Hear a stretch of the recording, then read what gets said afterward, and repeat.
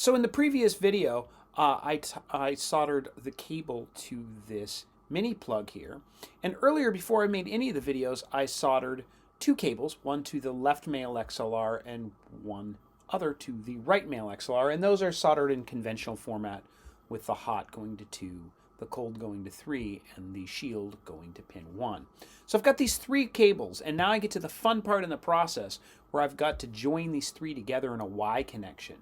And these red dots here on the wiring, these dots here on the schematic here, show where these wires are going to join together.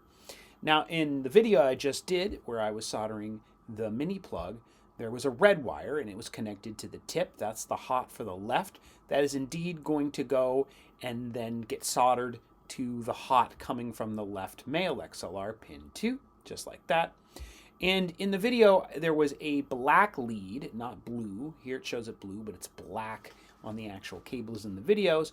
That was the ring here. This is the right hot, and it's going, and this is a black wire, and it's going to come and it's going to solder on and join the red wire coming from pin 2 on the right male XLR. So they're going to join together and actually going to change color. Now, the sleeve, which on here was the shield or that drain wire, the silver drain wire, it's going to come off here, and in the junction, the Y junction, it has to combine with pin 3 from both of these XLRs, and pin 3 is actually going to be black. So 2 blacks and the silver are going to join together in that combination, in that joint there. And then the shield coming from the 2 XLRs, which is silver, it's going to be soldered on this end, but it's going to be flat out cut off on this end and not connect to anything. So that's what you're going to do. So to show this on video, I have pre-made a pair of XLR to leads here. These have been pre-made already to make the video shorter. And I'll just show you inside that they are indeed soldered together in normal fashion. There's no surprises here. Pin 1 is the silver drain wire, the shield, and pin 2 is over here. That's the red, that's hot, and pin 3 is cold. So those are normal. These are done like a normal XLR would be, and the fancy stuff all happens at the Y connection in between. So let's build that Y connection.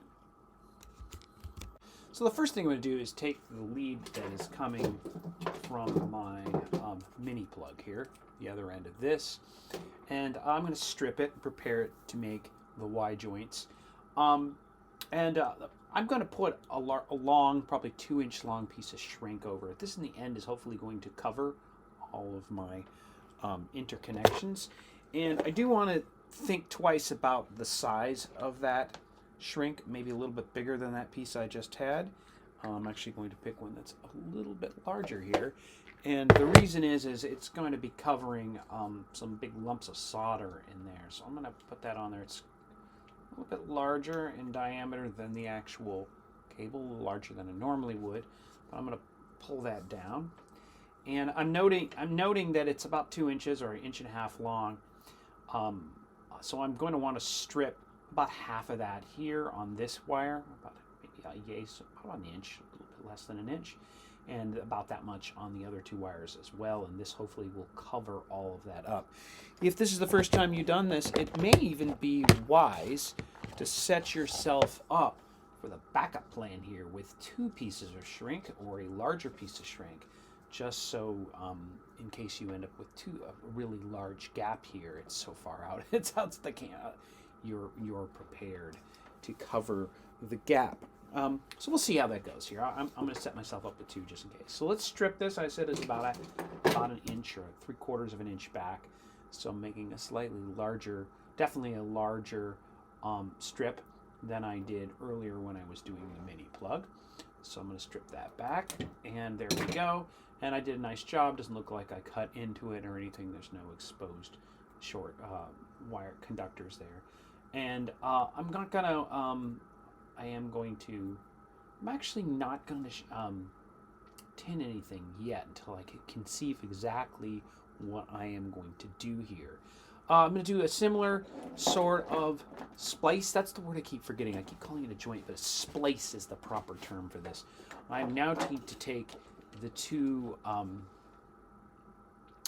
leads that are coming from the XLRs, and those two need a similar sort of strip. So I'm going to go back about 3/4 of an inch, and I'm going to carefully work around this and strip it. And once again, as I said in my first video, it's much easier to do this when you don't have a braided shield. You don't accidentally cut into it. So it makes this process quite a bit faster. So it helps if you can get connector non-traditional mic cable. There we go. So I got a little abusive on that, but it's okay. It was a little bit of took a little bit of the jacket off there, but I think I'm all right. Okay, so now we got to talk about what we're doing. According to the drawing, which I'm putting on the screen now, I want to deal with these shields here. The shields from the two mic cables, and I'm going to separate the one from the mini plug. These are coming from the XLR ends.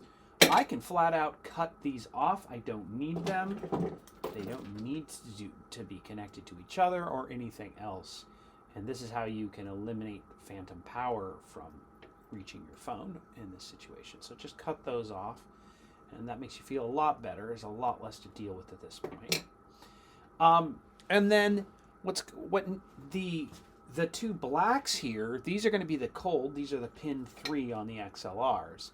These need to connect together with the shield, which is this silver guy here. 3 blacks and the shield need to form a union, a splice. And then the red is going to go to one red, specifically the left XLR, and the black is going to go to the right XLR. And I can define those later, so I don't really have to think too much about that.